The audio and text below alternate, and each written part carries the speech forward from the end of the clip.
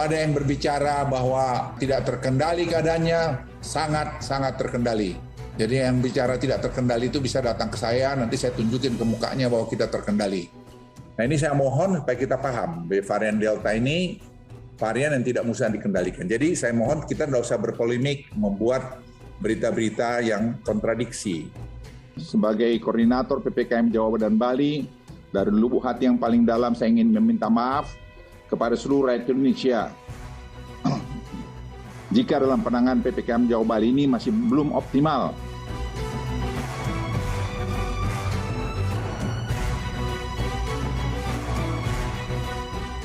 Kita nggak mungkin vaksin sumbangan dikomersialisasikan, Masya Allah. Instruksi dari Bapak Presiden ini harus dipercepat.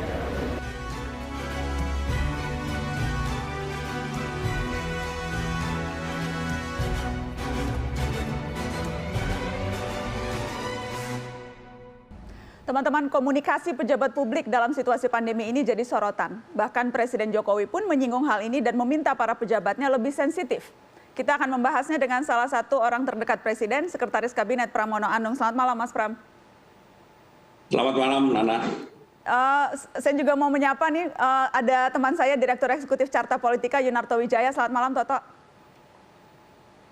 Selamat malam, Nana. Saya mau ke Mas Pram dulu. Mas Pram, komunikasi kerap disorot, saling menegasi, bertolak belakang, rasanya juga menimbulkan kebingungan. Presiden pun rasanya memahami itu. Kenapa ini kerap berulang, Mas Pram? Ya, yang pertama kita sadari bahwa persoalan pandemi COVID ini, apalagi dengan varian-varian baru yang muncul, menimbulkan berbagai persoalan di internal tubuh pemerintah sendiri. Dan ini kita sadari, karena apa yang menjadi keputusan pada sidang kabinet masih belum dijalankan, tiba-tiba misalnya ada varian baru, varian Delta. Sehingga seperti yang diterangkan oleh Pak Luhut tadi, yang sebelumnya optimisme kita bahwa pandemi ini segera kita atasi dengan varian baru Delta, semua tergagap-gagap. Persoalan ini bukan hanya persoalan bangsa Indonesia, tetapi juga dihadapi oleh seluruh bangsa-bangsa dunia. Bahkan negara-negara yang sistem kesehatannya lebih baik seperti Amerika, Inggris sekarang ini yang dulu sudah membuka masker, tiba-tiba mereka menyarankan kepada warganya untuk memakai masker kembali.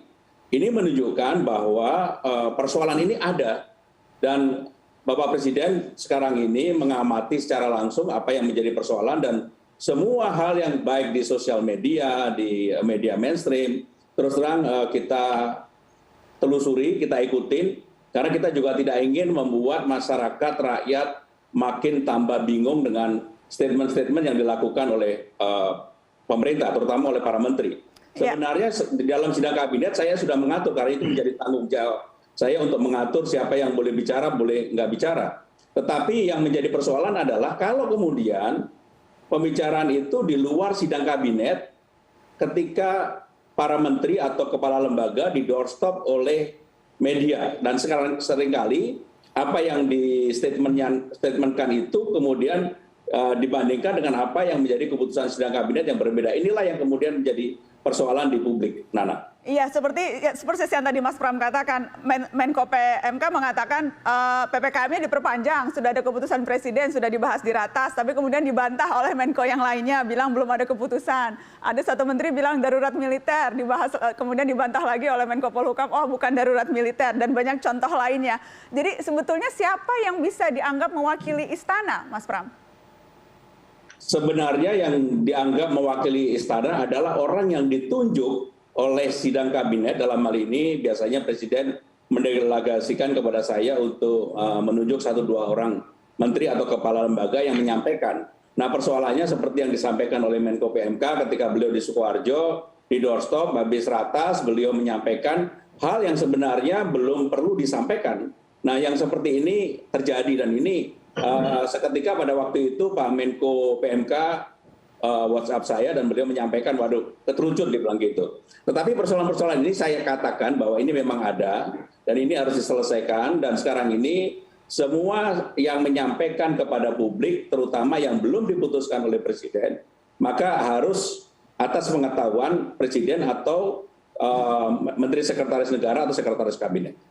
Ketika kemudian lapor ke Mas Pram gitu, mengaku kalau salah bicara, keperuncet gitu istilah Mas Pram. Itu kemudian apakah memang Presiden langsung meminta ditegur atau menjadikan ini contoh? Karena kan kita dengar kemudian Presiden Jokowi sempat mengeluarkan pernyataan yang cukup tegas soal ini. Kita dengarkan dulu ya Mas Pram cuplikan apa kata Pak Jokowi. Yang berkaitan dengan komunikasi, publik itu yang menimbulkan optimisme, yang menimbulkan ketenangan, karena terus terang aja masyarakat ini khawatir mengenai COVID yang naik terus, kemudian kematian tinggi, kemudian juga yang berkaitan dengan urusan makan, urusan perut, ini hati-hati. Jangan sampai di antara kita ini tidak sensitif terhadap hal-hal seperti ini.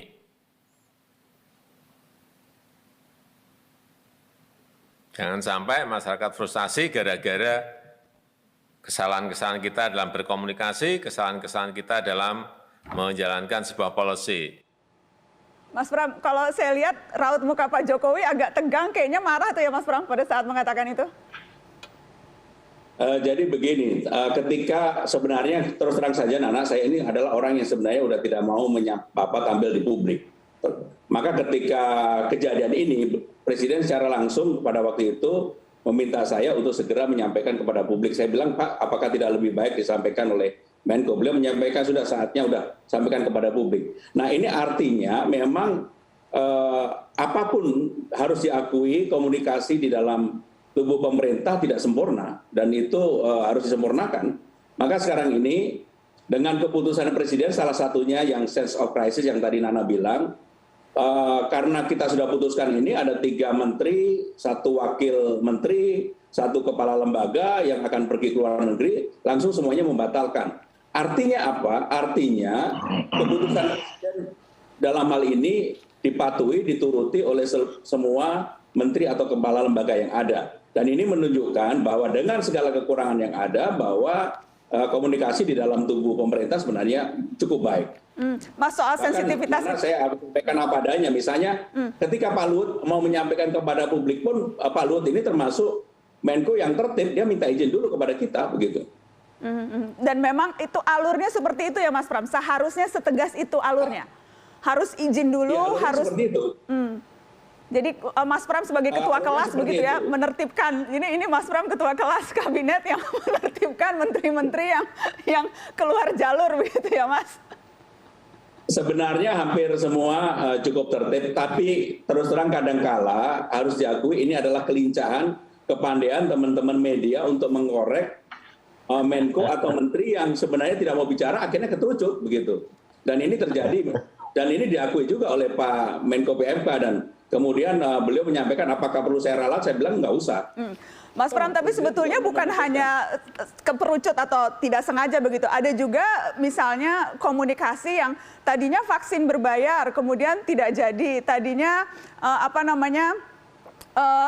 seharusnya kebijakannya seperti ini, tapi juga tidak jadi. Jadi bukan hanya cara penyampaiannya, tetapi juga substansinya yang berubah dalam jangka waktu yang tidak terlalu jauh, Mas Pram. Kita bahas setelah pariwara ya, Mas, soal itu. Ada hal yang belum diputuskan oleh Presiden, tetapi kemudian karena pengen dengan cepat menyampaikan kepada publik, dia sampaikan.